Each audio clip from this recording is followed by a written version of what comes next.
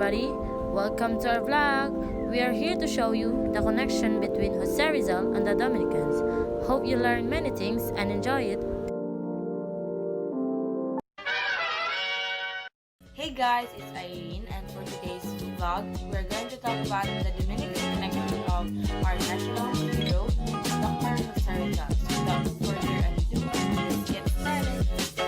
Jose Rizal's connection with the Dominicans began even before he was born. His great-grandfather Domingo Lamco was befriended by the Dominicans who sent him to Binyan, where he helped construct the irrigation canal. In 1893, the Dominicans brought the land acquired by the Spaniards and opened it to the tenants. The Dominicans' earnings from their properties were used to support educational institutions such as University of Santo Tomas de Colegio de San Juan de Letran, orphanages, and their missions in the Philippines and abroad. Rizal's father, Don Francisco Mercado, became productive and gained the favor of the Dominicans. He was able to lease more lands in the Pansol area with no obligations to pay for the first 5 years. In time, farmlands became very productive. Rizal's family defrayed his expenses as a student at Ateneo. Guys, in my part, I'll be talking about Rizal's early encounter with the Dominicans. So Rizal was a born poet and writer. He wrote poems and plays which he offers to the visitors. The most famous was the play he wrote when he was 8 years old, which was bought by Gobernador Silio of Paite for 2 pesos. Rizal's most likely first encounter with the university began in 1872 when he was told that there was a public announcement signed by the University Secretary General. Estrada's announcement was dated May 14, 1872, and examination dates were set from June 1 to 15, 1872. Rizal was given a choice where he take up his secondary education at Ateneo de Manila, which was managed by the Jesuits. His decision was a personal one, which echoed to his parents' decision. 5 of the 10 years, from 1872 to 1882, were spent in Ateneo, and the remaining were spent at University of Santo Tomas. Rizal couldn't help avoiding the influence of Dominicans. Every year, the rector of the university sends examiners to conduct or supervise the final examination. The Dominicans were there. They supervised the instruction of the Jesuits institutions. Rizal's mother, Doña Teodora, was accused by attempting to poison his sister-in-law. Rizal's family hired a service of 2 lawyers, Don Francisco de Marcaide and Don Manuel P. Marzano, which were both a professor of the university. Through their legal services, Doña Teodora was released from the provincial jail of Santa Cruz. When Rizal finished his education in Ateneo, he received Bachelor in Arts diploma. It was issued by the University of Santo Tomas. No school in the Philippines was empowered to confer the academic titles.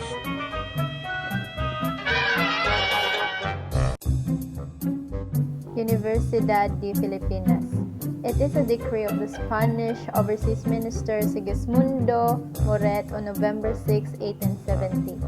It was intended to secularize the University of Santo Tomas and all other institutions managed by religious orders and change the name of the university into Universidad de Manila. More changes took place in that university while Rizal was a student here. Same as other students, he was also unsure of what course to take up. He studied philosophy program and shifted to medicine by his desire to cure his mother's falling eyesight. Upon entering the University of Santo Tomas, he noticed a great differences. It was more freedom and a very little control on one's private and scholastic conduct, where more students are more mature and therefore more responsible. Free time in UST allowed Rizal to keep alive by his links to his former alma mater. Aside from attending the surveyor's class, he was still active in Ateneo's extracurricular scene. Another activity by his free time was his social life. Rizal formed a group of his fellow students called El Compañerismo, which was inspired by Alexander Dumas. Another activity afforded by free time was romantic pursuit. He eyed the affection of a young woman who he hid under the name Miss L. By June of 1878, Rizal definitely resolved to take up medicine. When Rizal has shifted to medicine, all prospective students were required to take a preparatory course called Curso de Aplicación, which consists of an advanced course in physics, chemistry, and natural history. This course should be taken before entering first year of medical student. Rizal, however, was able to take the preparatory course of medicine and first year of medicine at the same time in 1878 up to 1879.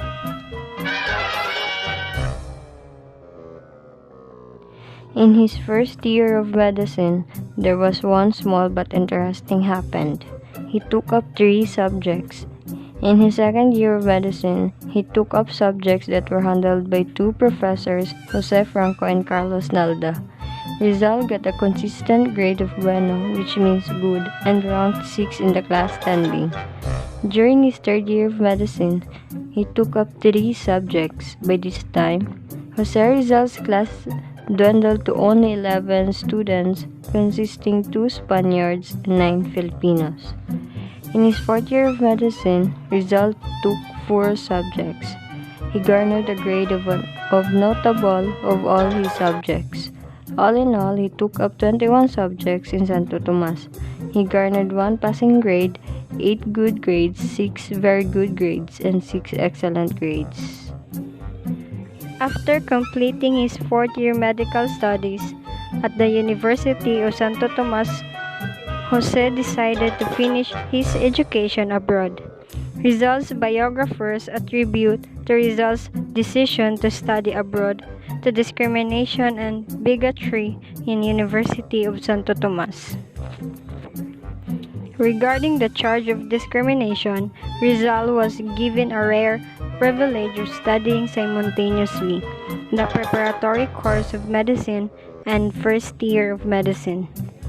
It cannot be said that the Dominicans discriminated against Rizal, but actually favored him.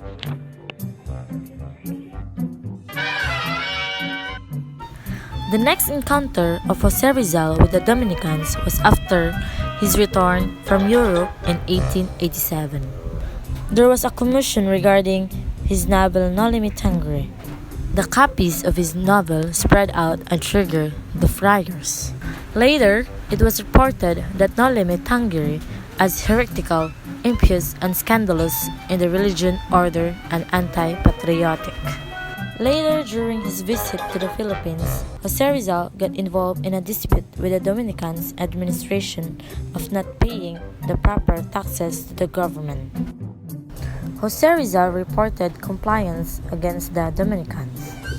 His allegations were not entirely true, but it is true that the Dominicans controlled vast land holdings. Moreover, many lands were rent-free for settlers for many years. So the income from the Dominicans' land holding are used to maintain churches and institutions and supported the Dominican seminary and missionary. After a while, the family of Jose Rizal received a threat on his life. He was accused of being a spy and a sorcerer, so Rizal was advised to leave Calamba for his own safety. Jose Rizal's last encounter with the Dominicans was after his deportation to Dapitan in 1892. When the Philippine Revolution broke out in 1896, many strongly believed that Rizal had something to do with the outbreak of hostiles and the Katipunan. After a while, Jose Rizal was arrested and brought back to Manila for a trial. Inside the prison, Jose Rizal do everything he can do with his power. But in the end, Jose Rizal was executed and died as a Catholic. That is all about the connection between Jose Rizal and the Dominicans. Thank you for watching and have a good day. Don't forget to subscribe.